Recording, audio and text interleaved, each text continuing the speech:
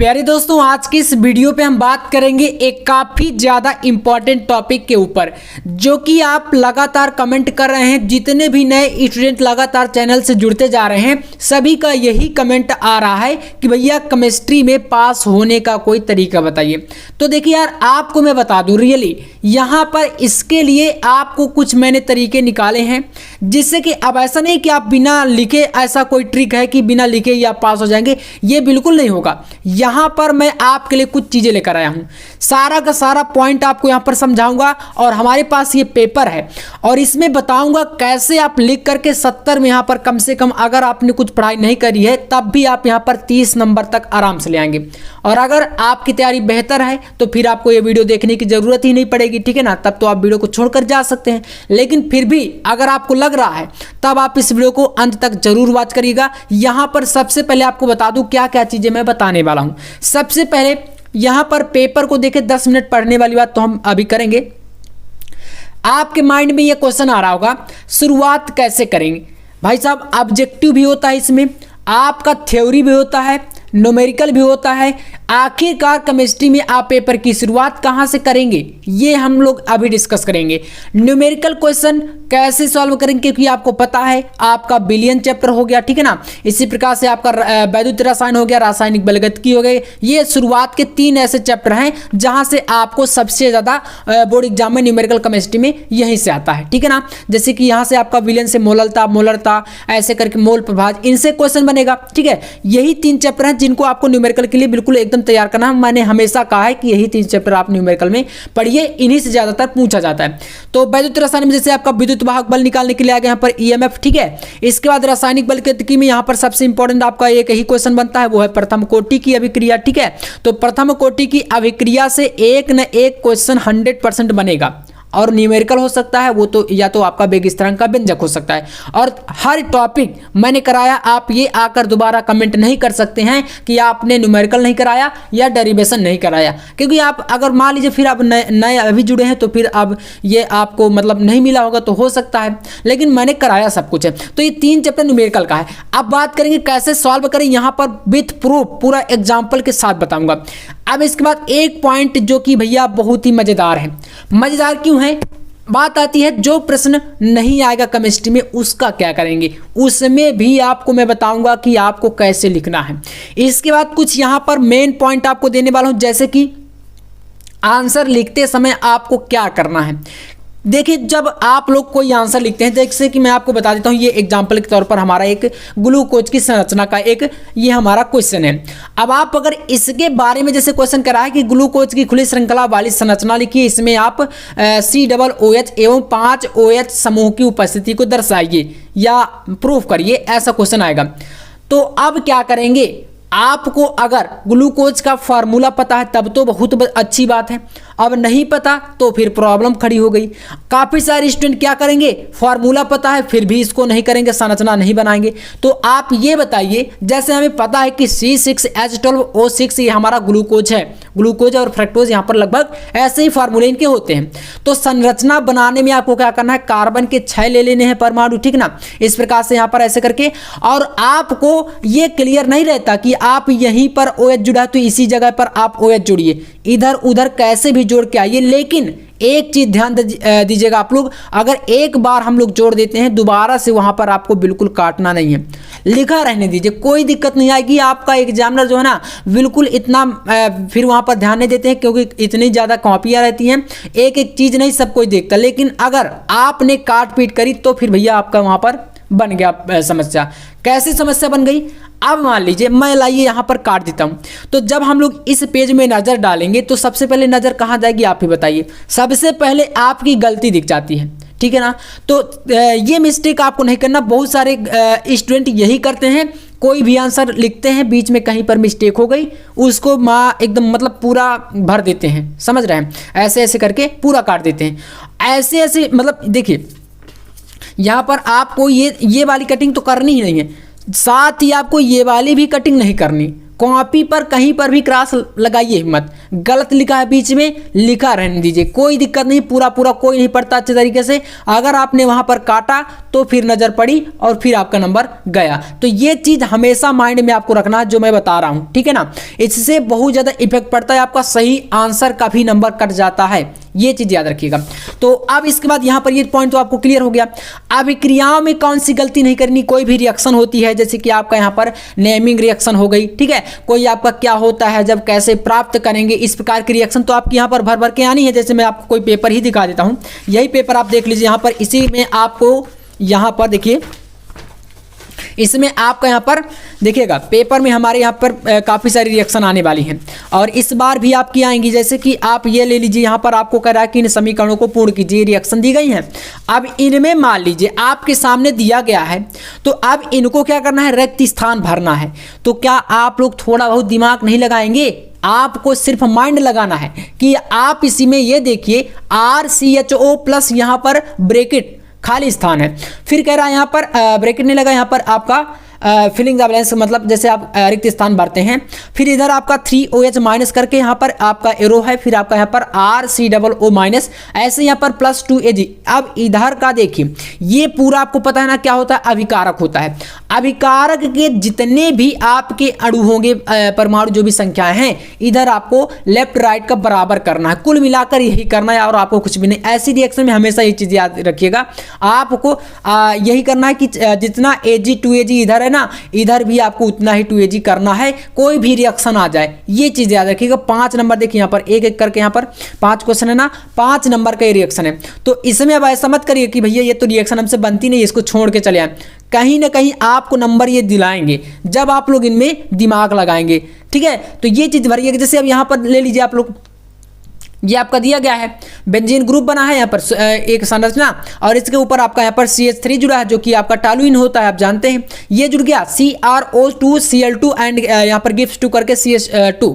अब यहाँ पर फिर खाली स्थान है, तो भैया यहाँ पर क्या बनेगा, सबसे पहला बेंजीन है तो बेंजीन पहले एक उतार दीजिए पूरा पूरा, उसके बाद आप यहाँ पर कुछ भी बेंजीन में जोड़ देंगे, आपको नंबर मिलने का चांसेस हैं, ठीक है ना। तो ये चीज याद रखिएगा, आपको भर के आना है कुछ ना कुछ। यहाँ पर ही ले लीजिए बेंजीन है तो इधर आपका क्या आएगा, पहली बात तो पहले आप बेंजीन ही बनाइएगा, उसके बाद आप बेंजीन के बाद यहाँ पर आप Cl जोड़ दीजिए, CO2 जोड़ दीजिए, जो भी आपको यहाँ पर समझ में आएगा आप वो करें। क्योंकि मैं यहाँ पर बता दूंगा, मान लीजिए ये क्वेश्चन तो नहीं आएंगे 100% की, बहुत ही कम चांसेस होते हैं क्योंकि क्वेश्चन कुछ ही रिपीट होते हैं, लेकिन आपको तरीका बता रहा हूँ कि ये चीज हमेशा फॉलो करिएगा कोई भी क्वेश्चन करते वक्त। और काट पीट बिल्कुल नहीं करना, बिल्कुल नहीं करना, ये चीज याद रखिए, क्योंकि काट पीट करेंगे तो फिर आप मतलब समझ सकते हैं नंबर तो कटेगा।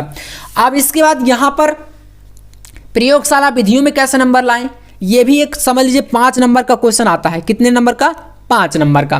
तो ये भी बड़ा पॉइंट है, IUPAC नाम जो कि आपका कोऑर्डिनेशन कंपाउंड का सबसे बड़ा टॉपिक है। चलिए एक एक करके डिस्कस करेंगे। 15 मिनट 10 मिनट पेपर को जब पढ़ेंगे आप लोग तो क्या इससे क्लियर होगा।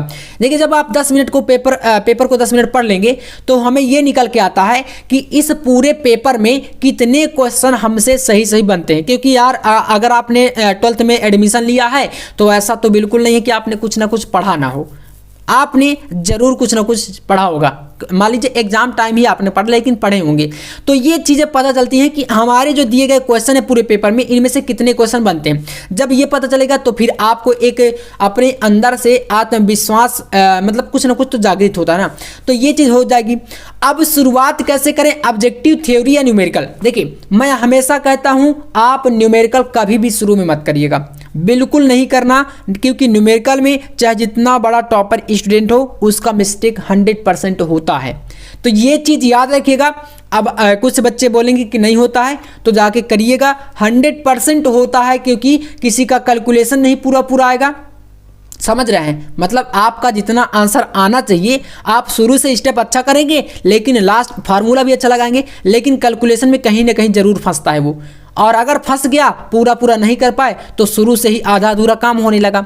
और अगर आधा अधूरा काम हुआ तो फिर समझ लीजिए क्या होना है, वो तो आप जानते हैं। तो इसलिए न्यूमेरिकल आप हमेशा लास्ट में करना, ठीक है। थ्योरी की बात करें तो मैं हाँ सजेस्ट करता हूँ थ्योरी पोर्शन आप शुरू में कर सकते हैं, ऑब्जेक्टिव को भले आप शुरू में मत करिए। ये मतलब कंफर्म नहीं होता कि आप ऑब्जेक्टिव को शुरू में ही करिए, क्योंकि भैया ऑब्जेक्टिव जो होता है देखिए आपके सामने यहाँ पर है क्वेश्चन नंबर 1 से लेकर आपका यहाँ पर घा और यहाँ पर अंगा और चा, टोटल आपके 6 क्वेश्चन आते हैं ऑब्जेक्टिव, और 6 में से अगर आपको कंफर्म हो जाए कि हमसे 4 ऑब्जेक्टिव लगभग सही बन रहे हैं तो फिर आप शुरू में इनको करिएगा, वरना आपको ऑब्जेक्टिव शुरू में कदापि नहीं करना। अगर लगे आपको कि मान लीजिए कि हमारा ये सही नहीं हुआ, क्योंकि देखिए यहाँ पर अगर शुरू से ही गलतियाँ पकड़ी जाती हैं तो फिर मतलब काफ़ी ज़्यादा इफेक्ट पड़ता है। तो ये चीज़ याद रखिएगा, थ्योरी से आप स्टार्ट करिएगा हमेशा, है ना। ऑब्जेक्टिव कर सकते हैं क्योंकि मैंने फिर से वही बताया ना कि अगर कॉन्फिडेंट है तो फिर करिएगा, वरना आप थ्योरी से भी कर सकते हैं, क्योंकि बोर्ड एग्जाम में कभी भी ये नहीं लिखा गया है या नहीं कहा गया है कि आप एक सीरियल से करिए, कहीं से भी आप कर सकते हैं। लेकिन हाँ, सीरियल कहाँ पर याद रखना है कि अगर आप क्वेश्चन नंबर 2 का कर रहे हैं तो फिर क्वेश्चन नंबर 2 के सारे प्रश्न आपको एक ही सीरियल में करना है, एक तरफ से करते चले जाना है। ऐसा नहीं कि आप क्वेश्चन नंबर 2 का एक का नंबर इस पेज में कर रहे हैं और फिर इसके बाद आप यहाँ पर चले आए क्वेश्चन नंबर 6 में इसको कर रहे हैं और फिर इसके बाद अगला क्वेश्चन कहीं और कर रहे हैं, तो थोड़ा सा एग्जामिनर को क्या होता है, परेशानी होती है। और अगर एग्जामिनर को परेशानी हुई तो फिर आपको परेशानी होना तय है। तो ये याद रखिएगा, कभी भी एग्जामिनर को परेशान करने का या चीट करने का प्रयास मत करिएगा। जितना बनेगा उतना सही सही शुरू में करना है, उसके बाद जो नहीं बनेगा उसमें आपको मंत्र लगाना है, वो भी मेरा वाला, ठीक है। तो चलिए जानते हैं यहाँ पर और भी कुछ चीज़ें हैं, जैसे कि जो प्रश्न नहीं आता उसमें क्या करना है। जैसे यहाँ पर हम लोग लेते हैं कोई आपका एक न्यूमेरिकल, अब मान लीजिए न्यूमेरिकल आपको नहीं आ रहा, आपके सामने जैसे क्वेश्चन दिया गया है कि 5.85 ग्राम NaCl 200 ml यानी कि मिलीलीटर जल में घुला है तो विलयन की मोलरता की गणना करिए। अब मैंने यहाँ पर चिल्ला के बताया है, फिर से बता रहा हूँ अभी, अगर आपके पास टाइम हो तो मोलरता और साथ में एक मोललता होती है, ठीक है ना, मोललता। तो इन दोनों के फार्मूले पढ़ के जाना, वरना आके मुझे याद करोगे, ये याद रखना। तो इसलिए दोनों फार्मूले इनको पढ़ लेना है, मोल प्रभात एक है तो उसको भी पढ़ लेना है, वरना पेपर बिगड़ेगा। तो इनसे न्यूमेरिकल आना तय है। चैप्टर 2 से शुरुआत में ही आपको क्वेश्चन देखने को मिलेगा, जाके आप लोग देखेंगे जब पेपर को तो आपको पता चलेगा।